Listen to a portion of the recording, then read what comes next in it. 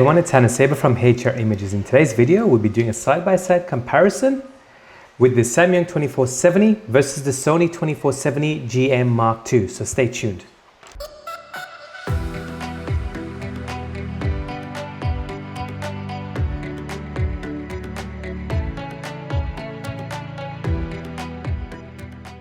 Before we get started, just to let you guys know, if you go down the description below, you'll see multiple of my Facebook groups I run.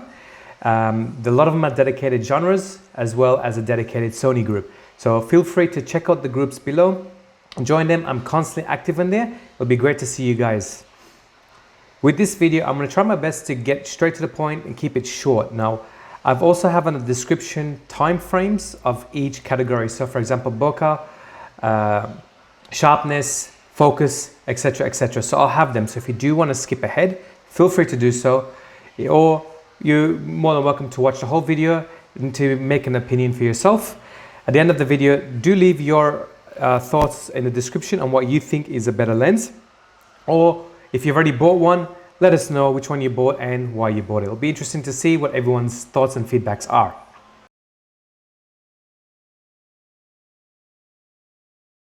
Build quality for both lenses. Now the Samyang is in the height is 128.5 millimeters high, whereas the Sony is 119.9 millimeters high. So the Samyang is taller than the Sony. The Sony is a bit more compact. In weight, Samyang just weighs over 1,000 grams, while Sony is 695 grams. So Sony has advertises the GM Mark II, the 2470, to be lightweight and compact, where the Samyang is a bit larger and it's a bit heavier compared to the Sony. If you're looking at here, you got here a switch mode, which is tighten and smoothen. If you have it at smooth, the focus ring will be very smooth to turn. Now there is big chances to have a little bit of lens creep in it if you're hanging your lens down like that. I haven't tried it, haven't tested it, but it can happen. Whereas the Titan, it gives you that firmness. So it is completely firm. So you got to apply a bit of force to it, which is good in terms of lens creep if you don't want to have your zoom in and out. In terms of videography, it does add a bit of jerkiness to your image if you leave it in tight mode. So you got to put it on smooth for that, give that smooth focus. Zoom in your videos. You do have also an aperture ring here. You got the D-click and to be off or on. So if you have it off, it will then be very smooth. If you have it on, you'll hear the click. Now videographers, they'll tend to have that off to have that smooth change of aperture without, again, having that jerk.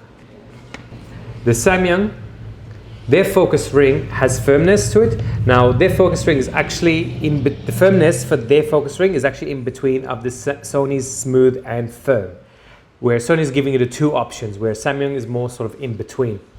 It does have a little lens creep if you're hanging your lens down on a holster or whatever you have or in your bag. But again, it doesn't really bother me because I just pick it up from the bag and readjust my zoom. I do more stills than video. Now, video, I do use this for all of my YouTube channels. In my previous videos, you will see this lens being used the most. It does have a mode 1 and mode 2 function. Mode 1, it gives you the option to have your focus ring to be like an aperture ring. Difference is it's going to have more that smooth turn, not having a D-click option there. Mode 2, I've got it set at manual focus. You can customize this as well through the lens station. When you plug it into your computer, you can do a full customize. Price point, the Samyang is around $1,500 Australian, while the Sony GM Mark II is $3,200. So price point, this is half the price than the G Master Mark II. So that's another option. So if you did want to outweigh price as well as build quality, that's the difference between these two.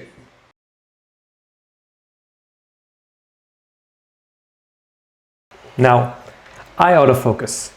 I'm going to put up two side-by-side videos next to each other and showing you my daughter as the subject moving around back and forth while I'm zooming in and out, you'll see how the eye autofocus stays on her eye. Even when she's turning around, going back and forth, it always nails the focus on the eye, which they're both, for me, from testing both of them, I found them both equally on par in terms of the eye autofocus.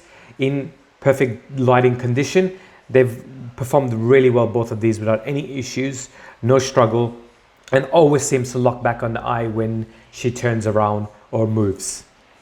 Now here's a side-by-side image captured at f2.8 at 70mm for both lenses. You'll see on the top left-hand corner, one on the left-hand side is the Sony and right is the Samyang. So I've got the information there so you guys can see, so you can have more of a trust on what I'm showing you. Now, first thing I wanted to show is that the Samyang, if you notice, the Samyang has more warmer tones, whereas the Sony, the G Master Mark II for the 2470 favors a bit more a tinge of green tones in her face compared to the Samyang. That's the first thing I've noticed. Now, if the eye autofocus, just to show you on both of them, they're both equally on par in terms of the sharpness, in terms of the eyes being sharp and in focus. It nails it every time with the eye autofocus. The Sony at 2.8 is a little bit sharper, as you can see on her glasses, compared to the Samyang, which is a little bit softer. But the eye of the Sony is a tad sharper than the Samyang, but it is very close. So like at a distance, looking at it normally, it's hard to tell. You've got to really pixel peep to see the difference in terms of the sharpness. But the Sony is a little bit sharper, especially when it comes to the glasses. You can see the difference.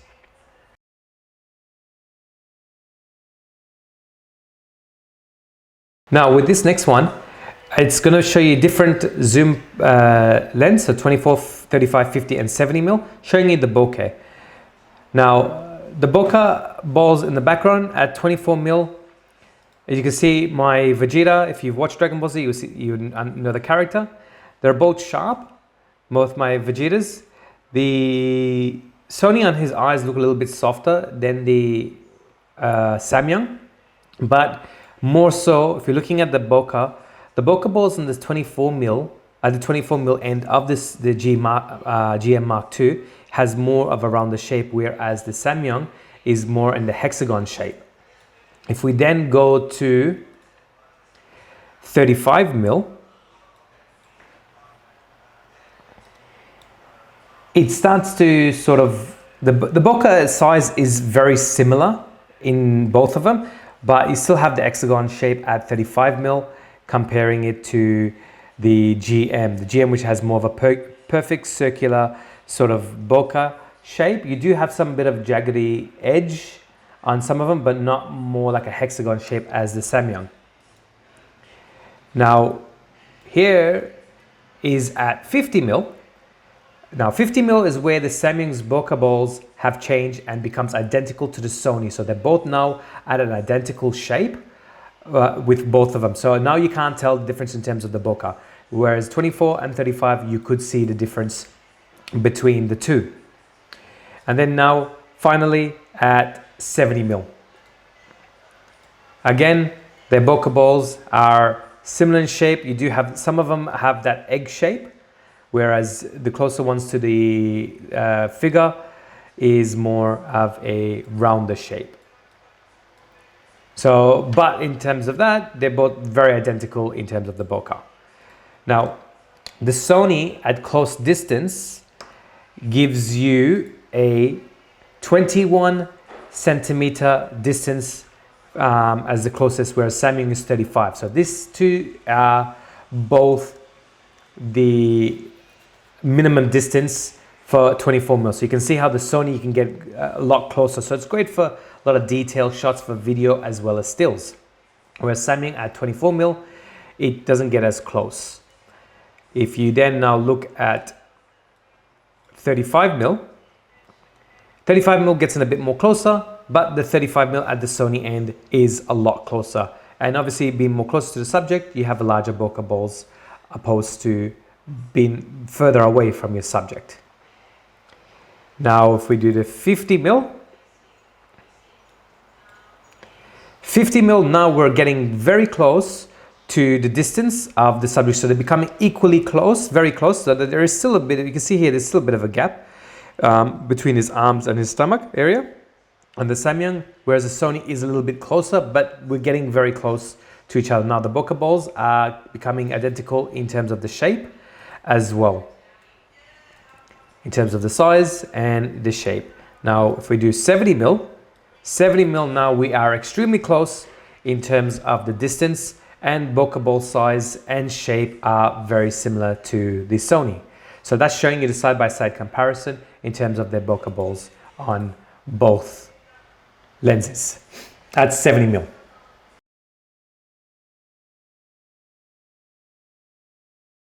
Now, chromatic aberration. Here I've shot with strong highlights with the sun in the background just to show you the chromatic aberration. If you look now, the Samyang, as you can see, the Samyang tends to favor the warmer tones, whereas Sony doesn't more have that tinge of green. Now, Sony GM Mark II, you do have a bit of chromatic aberration happening, but they handle it actually very, very well. As you can see, there's only little bits and pieces here and there that you will manage to come across in terms of the chromatic aberration, whereas Samyang has more chromatic aberration than what the G Master actually has. So the Sony does handle it very well, whereas Samyang has more CA than the Samyang, but again, you can get rid of it in post. Just gives you a bit more time to do. If you're looking at now here, this image, just to show you the lens flare, comparing it both, lens flare is very identical. They both handle lens flare very well. Depends also the sun and how you're shooting. You will see a bit of lens flare coming through the lens on both lenses, but they actually do handle both of them very well, and they're both equally on par in terms of the lens flare. So I haven't noticed much difference between the two in terms of the comparison.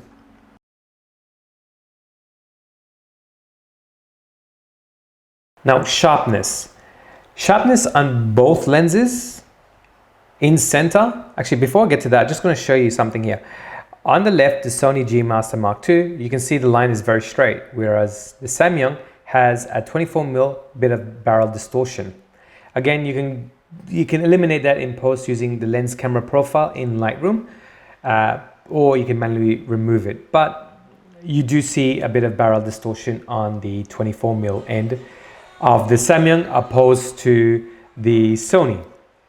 If we're looking at center sharpness, they are both very, very identical in terms of sharpness in the center for both of them. So they both handle the sharpness well. They're very identical.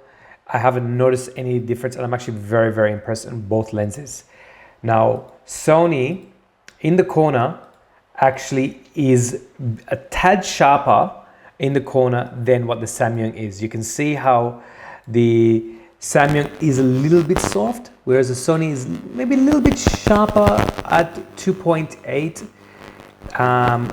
compared to, you can see here the 5.432, whereas Sony is a bit sharper. 4.3, Samyang is a little bit softer, and the 3.2 is a little bit softer than the Sony. So the Sony does handle the corner sharpness very well now. So I'm actually very impressed with the Samyang and how well it actually handles the sharpness in corner to corner. It doesn't have that softness in it, which is really good. It's a little bit soft, but it actually does handle it very well. So I'm actually very impressed with that one.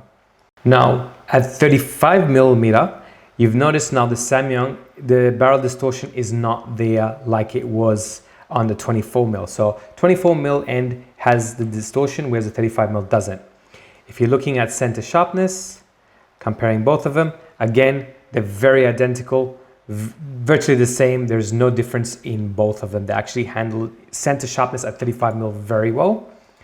Whereas if you look at the corner to corner sharpness, again, the Sony is a bit sharper than the Samyang. So you still can make out the letters and the lines and everything on the Samyang, but it's a little bit soft. But the 35mm end actually does very well. At 50mm, center sharpness for the Sony looks a little bit sharper than what the Samyang does. So Samyang, I noticed at 50mm, it tends to go a little bit more in the soft side opposed to the sharpness. Now, it is still sharp, but if you're comparing them side by side, the Sony does look a little bit sharper than the Samyang at 50mm. Whereas the corner, same thing, Sony holds its corner to corner sharpness. Samyang at 50mm is sharp, but it's a little bit soft as well on the corner. So consistency in corner to corner sharpness is the same with the Samyang. Just at 50mm center, I did notice that it did go a little bit softer. At 70mm, at f2.8, they are both equally sharp.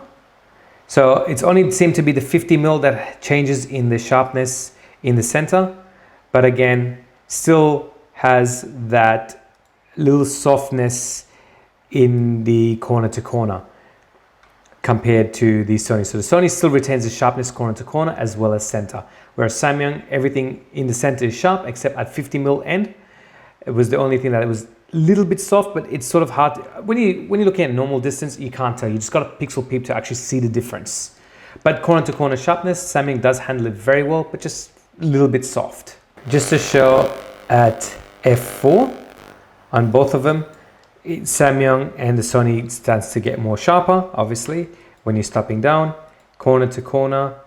Now the Samyang sharpness has improved more, corner to corner, whereas the Sony still handles its corner to corner sharpness. So around f4 up, f3.5 and up, I'd say, you start to see the change in terms of corner to corner sharpness in the Samyang. And then when you go down to f8, it'll be a lot sharper.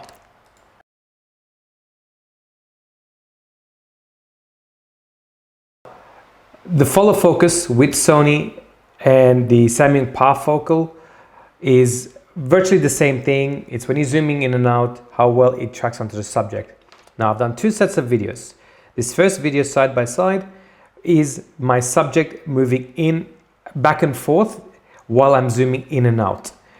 You can see with the Samyang how the Samyang, it loses its focus and it takes a while to hunt back when the subject is moving back and forth, whereas the Sony G Master, it actually handles it very well and it keeps it in track. So Sony actually has done very well in terms of the autofocus, in terms of zooming in and out while your subject is moving back and forth. If your subject is standing still, as you can see with these videos, the Samyang actually has a massive improvement. So it can handle when the subject is standing still and you're zooming in and out. You will have that little slight micromillisecond of a little hunt before it goes back into focus. You got to look very carefully, but the Sony is a little bit better in that perspective. But it's actually a lot better if you're keeping the subject still. Now, not many people do video zooming in and out as the subject's moving back and forth, but just to give you a side-by-side comparison and showing you the difference, this is what you'll be getting.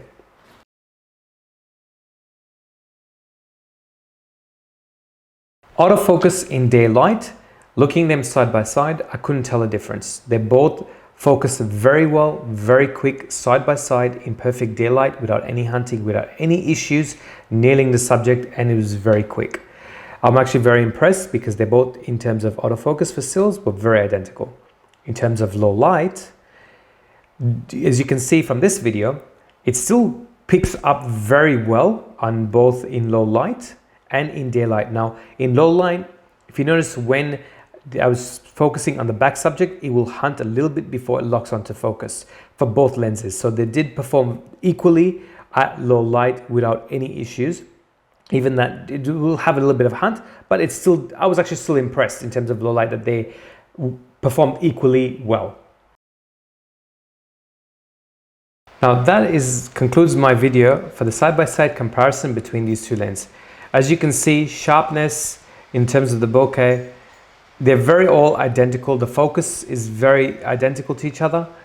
The Sony, it will win in terms of the follow focus when you're zooming in and out and subjects moving back and forth, whereas it will keep track on it, which is very impressive with the Sony, where Samyang does hunt. Now, hopefully Samyang does release a firmware update to fix this issue. That we'll have to wait and see. But in saying that, the Sony has one in that department. Sony does handle the corner-to-corner sharpness very well. Samyang sharpness in the center is identical to the Sony, except at 50mm where I noticed there's a slight drop. But corner-to-corner sharpness in the Samyang, it's still sharp, but it's a little bit softer than the Sony. But I'm actually impressed on how well it does handle their corner-to-corner sharpness.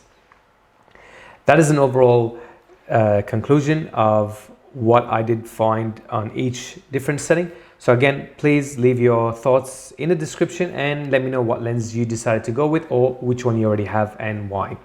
Hope you guys enjoyed this video. Do subscribe and hit the bell notification button to get notified in future videos. Until then, we'll catch you later. Have a good night. See you guys.